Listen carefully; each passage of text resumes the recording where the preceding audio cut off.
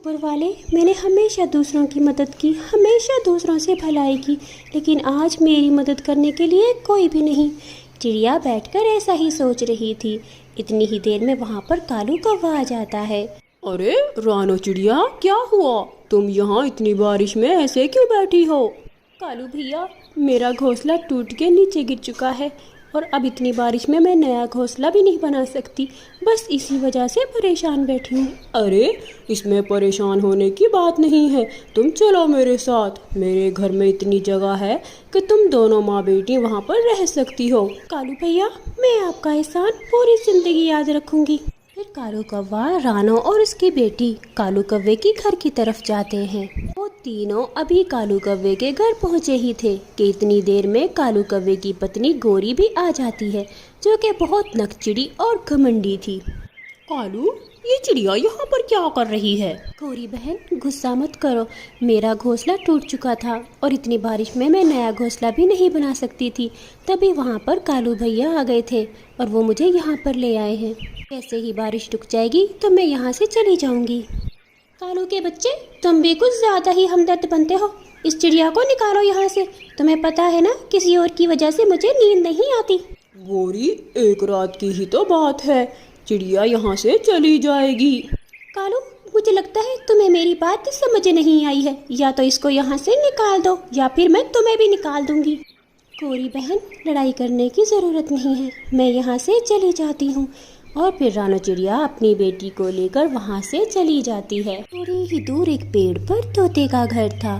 तोता रानो चिड़िया और उसकी बेटी को देख लेता है और उनको आवाज लगाता है। रानो चिड़िया, तुम अपनी बेटी को लेकर वहाँ क्यों बैठी हुई थी?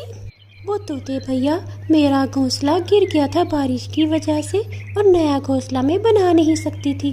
कालू भैया हमें अपने घर लेकर गए थे, लेकिन गोरी ने हमें वहाँ से निकाल दिया। ओहो रानो चिड़िया, तुम्हें तो पता है ना गोरी कैसी है, वहाँ जाने की जरूरत ही नहीं थी। लेकिन चलो कोई बात नहीं, अब तुम यहाँ पर सुरक्षित हो और तुम्हें यहाँ खाने के लिए भी सब मिलेगा। तब तक बारिश बंद नहीं होती, तुम आराम से यहाँ रह सकती हो। शुक्रिया तोते भैया, मैं आपका एहसान कभी नहीं भूलूंगी। बारिश तेज होती चली जाती है और हवाएं भी तेज हो जाती हैं। तेज हवाओं की वजह से कालू का घर गिर जाता है और गोरी दरवाजे के नीचे दब जाती है। कालू, कालू मुझे बचाओ, मुझे बचाओ कालू। इतना भारी दरवाजा है, मुझसे अकेले से ये नहीं उठ रहा। कालू, तब मैं मर जाऊंगी। जब कुछ करोगे किसी को बुलाकर लेकर आओ। फिर कालू वहाँ से जाता है। कालू को रानो चिड़िया और तोता नजर आता है। वो उन दोनों को बुलाकर लेकर आता है। वो तीनों मिलकर गोरी कौवी को दरवाजे के नीचे से निकाल लेते हैं। गोरी कौवी रानो को सामने देखकर बहुत शर्मिंदा होती है। रानो, मुझे माफ कर दो, मुझे तुम्हारे साथ ऐसा नहीं करना चाहिए था और देखो कितनी जल्दी मुझे उसकी सजा भी मिल गई है। गोरी, वो कहते हैं ना, जैसी करनी वैसी भरनी। रानो चिड़िया और तोता वहाँ से चले जाते हैं और कालू और गोरी अपने पुराने घर की तरफ चले जाते हैं। अगर आपको कहानी अच्छी लगी है तो इसको लाइक कीजिएगा और चैनल को सब्सक्राइब करना मत भूलिएगा। पूरे जंगल में एक ही आम का पेड़ था। उस पेड़ पर सारे आम पके हुए थे, लेकिन कोई भी पक्षी उस पेड़ से आम नहीं खा सकता था, क्योंकि उस पे काले कौवों का घर बना हुआ था। और अगर कोई पक्षी उस पेड़ से आम खाने आता तो कौवे उसको मारकर भगा देते। कौवे अपने घर में थे, तभी खिड़की में तोता आकर बैठ जाता है। कौवे सोए हुए हैं, इनके सोते सोते मैं जल्दी से एक आम खा लेता हूँ। ऐसा सोचकर तोता जल्दी से कौवों के घर के बाहर ही बैठकर आम खाने लग जाता है। कौवे की आँख खुल जाती है और वो तोते को आम खाता हुआ देख लेती है। गोरी कौवी चुपके से एक डंडी उठाती है और पीछे से आकर तोते को जोर से लगाती है। मर गया, मर गया, मैंने तो केवल एक ही आम खाया था। एक खाया था या आधा? तुम यहाँ लेने क्या आए थे? मैं तो नदी पर जा रहा था, इन आमों पर नजर पड़ी तो खाने आ गया। इसे छोड़ दो गोरी, अगर ये दोबारा हमारे घर की तरफ आया तो जिंदा बचकर नहीं जाएगा। गोरी कव्वे तोते को जाने देती है और तोता भी जल्दी से वहाँ से जान बचाकर भाग जाता है। दोनों कव्वे वहाँ पर बैठकर आम खाने लग जाते हैं। एक दिन जंगल में रानो चिड़िया की माँ आती है। वो अपनी बेटी रानो और उसकी बेटी से कहती है, बेटी, मैं अभी उड़ते हुए तेरे पास आ रही थी तो मैंने रास्ते में एक आम का पेड़ देखा है। मुझे एक आम ला दोगी? आमों को देखकर मेरा बहुत दिल कर रहा है आम खाने को। नानी मम्मा, आप फिक्र ना करें, मैं आपके लिए अभी वहाँ से आम तोड़ कर लेकर आती हूँ। ना बेटी, तुम मत जाना, मैं तुम्हारे साथ जाऊंगी। वो कौवे बहुत बदतमीज हैं, पता नहीं वो तुम्हें आम देते भी हैं या नहीं। फिर रानो चिड़िया और उसकी बेटी कौवों के घर आम लेने चली जाती हैं। रानो चिड़िया कौवों के घर का दरवाज़ा खटखटाती है। कालू कौवा दरवाज़ा खोलता है। कौवे भाई, मेरी माँ यहाँ से गुजर रही थी तो उसने आम देखे, अब वो हमसे आम खाने का कह रही हैं। मैं आपसे आम लेने आई हूँ। ये सुनकर गोरी कव्वी भी बाहर आ जाती है। कौन सी माँ तेरी आई है? मेरी नहीं, मेरी माँ ने भी कह रखा है वो यहाँ से आम लेकर जाएगी। चलो भागो यहाँ से। कैसे आई है? मेरी माँ ने आम देखे हैं। अरे गोरी आंटी, एक आम की ही तो बात है, ये इतने सारे आम आपसे नहीं खाए जाएंगे। एक आम हमें भी दे दीजिए, ये तो बहुत जल्दी खराब हो जाते हैं। ना भाई ना, हम देख लेंगे खराब होंगे या नहीं होंगे। चलो भागो यहाँ से, हम किसी को इजाजत नहीं देंगे इस पेड़ से आम तोड़ने की। रानो चिड़िया अपनी बेटी गुड़िया को लेकर वहाँ से चली जाती है। दूसरे दिन गुड़िया अपनी नानो के साथ जंगल घूमने जाती है।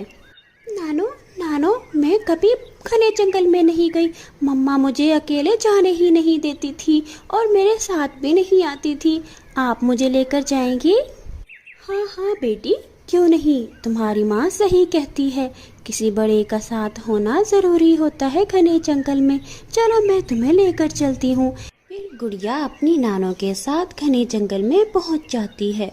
मैं तो थक गई हूँ बेटी, मैं कुछ देर यहाँ आराम करूँगी।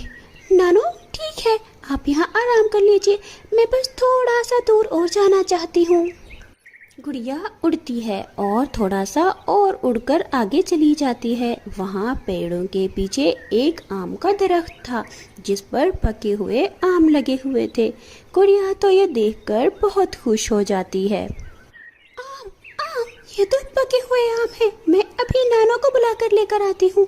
गुड़िया वहाँ से उड़ती है और अपनी नानो के पास जाती है। नानो नानो, मैंने वहाँ पर आम का पेड़ देखा है और उस पर पके हुए आम भी लगे हुए हैं। कहाँ कहाँ बेटी? चलो मैं तुम्हारे साथ चलती हूँ।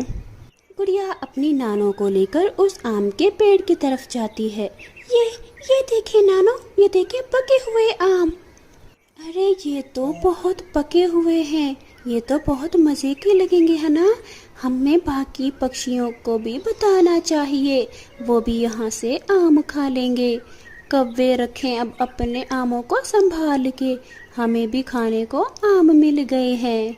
फिर वो दोनों आम खाती हैं और कुछ आम तोड़कर घर भी ले आती हैं। अरे माँ जी, ये आम तो बहुत स्वादिष्ट हैं, अब हम भी गर्मियों का फल आम खा सकेंगे। फिर रानो चिड़िया, उसकी बेटी गुड़िया और उसकी माँ हर रोज आम खाने के लिए उस दरख्त पर जाती। एक दिन जोर से आंधी चलती है और कौवों के पेड़ से सारे आम टूटकर नीचे गिर जाते हैं। कौवों के उठने से पहले पहले वो आम जंगली परिंदे उठाकर भी ले जाते हैं। कालू, हमारे पेड़ पर तो एक भी आम नहीं बचा है। अरे गोरी, अब हम आम कहाँ से खाएंगे? वो दोनों कौवे ऐसे ही बैठकर अफसोस कर रहे थे कि रानो चिड़िया वहाँ से आमों की टोकरी लेकर गुजरती है। कालू, वो देखो, ये रानो चिड़िया इतने सारे आम कहाँ से लाई है? ये तो इससे जाकर पूछना पड़ेगा। फिर वो दोनों कौवे चिड़िया के पास जाते हैं। चिड़िया चिड़िया, मेरी बहन, तुम ये इतने सारे आम कहाँ से लाई हो? मैं क्यों बताऊं? जाओ तुम अपने पेड़ से ही आम खाओ। तुम्हें क्या, तुम्हारे तो घर के पास ही आम लगे हुए हैं, अब हम जहाँ मर्जी से लेकर आएं।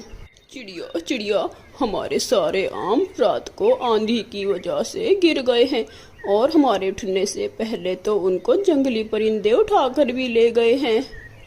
हाँ तो ठीक है, मैं क्या कर सकती हूँ। मैंने तुमसे एक आम मांगा था, याद है ना तुम्हें, अपनी माँ के लिए, लेकिन तुमने एक आम भी नहीं दिया था। चलो तुम भी भागो अब यहाँ से, और आइंदा मेरा रास्ता रोकने की कोशिश मत करना।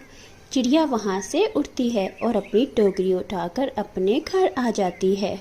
प्यारे दोस्तों, इस कहानी को लाइक और अपने दोस्तों के साथ शेयर करना बिल्कुल मत भूलिएगा, और हाँ, चैनल को भी सब्सक्राइब कर लीजिएगा। आपका धन्यवाद।